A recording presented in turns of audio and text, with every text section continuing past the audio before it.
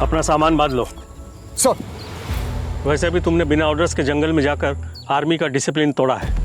अब तुम्हें यहाँ से निकाल दिया जाएगा। लेकिन सर, मैं तो सिर्फ अपने मरे हुए साथियों का बदला लेना चाहता हूँ। बदला? और तुम? अरे गन चलानी तो आई नहीं, शर्म क्या आएगी? विक्रम को देखकर जो सारे आतंकवादी झुक चुके थे वो दरअसल उनकी एक चाल थी, लेकिन विक्रम इस सबसे अनजान नहीं था। आतंकवादियों का यह प्लान था कि जैसे ही विक्रम के साथी कम सतर्क होंगे वे विक्रम को भी बंद ही बना लेंगे। मगर जैसे ही उनके लीडर ने विक्रम को पकड़ने की कोशिश की, विक्रम ने उसे चकमा देकर जमीन पर पटक दिया और उनकी बंदूकें छीनकर उन पर निशाना साध लिया।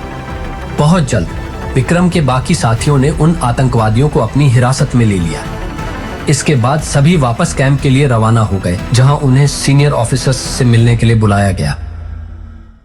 कैंप कमांडर के अलावा वहां पर पठानिया और रमन कुमार बड़ी सी टेबल के एक तरफ बैठे थे। वेलकम बॉयज, पठानिया ने जोश भरी आवाज में कहा। ऑपरेशन अक्षय की सफलता का चेहरा तुम्हारे सिर पर है। चारों ने तनकर अपने सीनियर्स को सैल्यूट किया। रिलैक्स, कैंप कमांडर ने मुस्कुराकर कुर्सियों की तरफ इशारा किया। आराम से बैठो और मिशन की डिटेल्स बताओ।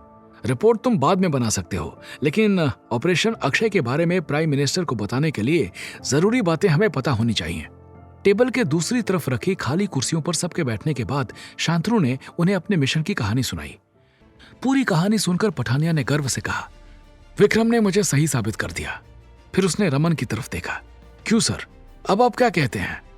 रमन ने आगे झुककर विक्रम की तरफ हाथ बढ़ाया। Welcome to my team, special agent Vikram.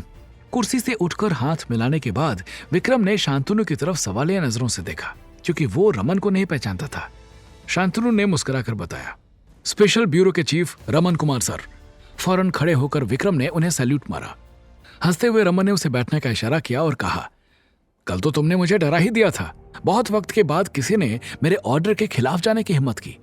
Vikram ने जवाब दिया, सॉरी सर, लेकिन उस वक्त हालात इस बात की इजाजत नहीं दे रहे थे कि हम आपकी बात मानकर चुप रहें। अगर उन आदमियों को हम नहीं रोकते तो ये सारी ड्रग्स आज शहर के बच्चों और युवाओं में फैल रही होती।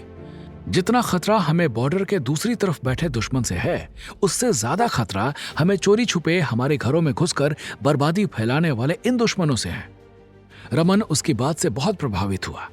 मुस्कुराकर शांतनु ने सबको अपने अपने कमरे में जाकर आराम करने के लिए कहा और खुद भी अपने कमरे में चला गया। कमरे में आकर विक्रम ने दराज से अपने माता पिता की तस्वीर निकाली। उनके पांव छूकर उसने आशीर्वाद लिया और जल्दी ही फोन करने का वादा किया। तभी उसके दरवाजे पर दस्तक हुई। सर, आपके लिए फोन आया है। दरवाजा खोलते ही गार्ड ने कहा। विक्रम को थोड़ी हैरानी हुई, भला उसे फोन करने वाला कौन हो सकता है। ऑफिस में जाकर जब उसने फोन उठाया तो उधर से करिश्मा की मीठी आवाज सुनाई पड़ी। अपने पहले मिशन से सही सलामत और कामयाब लौटने के लिए बधाई। विक्रम की सारी थकान एक सेकंड में गायब हो गई। उसने धीमी आवाज में पूछा, क्या मैं आपसे मिल सकता हूं? करिश्मा कुछ पल चुप रही, फिर उसने कहा, हमारी बात तो 2 साल की हुई थी, अभी सिर्फ 1 ही साल हुआ है। ओह हाँ। विक्रम की आवाज में उदासी थी। अभी तो 1 साल बाकी है। उसके भोलेपन पर करिश्मा हंस पड़ी। लेकिन तुमने वादा 1 ही साल में पूरा कर दिया। स्पेशल ब्यूरो की नंबर 1 टीम के मेंबर बन गए हो। इससे आगे और क्या होगा? सच में? विक्रम का चेहरा चमक उठा। इसका मतलब आप आएंगी? हम बहुत जल्दी मिलेंगे विक्रम, लेकिन कहाँ ये अभी नहीं कह सकती। करिश्मा ने ठंडी सांस लेते हुए कहा। अभी उसे एक मिशन पर जाना था। विक्रम निराश हो गया। कोई बात नहीं, मैं इंतजार करूंगा। करिश्मा ने नर्म आवाज में कहा, मैंने तुम्हारी रूठी हुई आवाज सुनने के लिए फोन नहीं किया, तुम्हें ये बताने के लिए फोन किया है कि इस मिशन पर तुमने जो बहादुरी दिखाई उसके लिए मुझे तुम पर गर्व है विक्रम।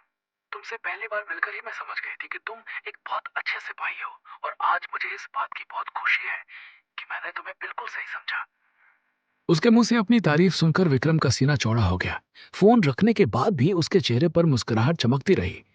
उससे मीलों दूर एक यूनिट में करिश्मा ने फोन रखा और ऑफिस से बाहर चली गई। उसके जाने के बाद दरवाजे के पीछे से धीरज बाहर निकला। उसका चेहरा गुस्से से लाल था। हाथों को मलते हुए उसने अपने आप से कहा, वो कल का सिपाही पहले अफसर बना, फिर ब्यूरो की टीम में शामिल हुआ और अब मेरी मंगेतर तक पहुंच गया।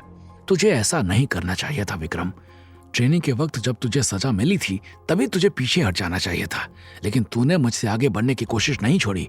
शायद मैं ये भी बर्दाश्त कर लेता, लेकिन मेरी मंगेतर को छीनने की तेरी कोशिश तेरी मौत का कारण बनेगी, और ये काम अब मैं करूंगा।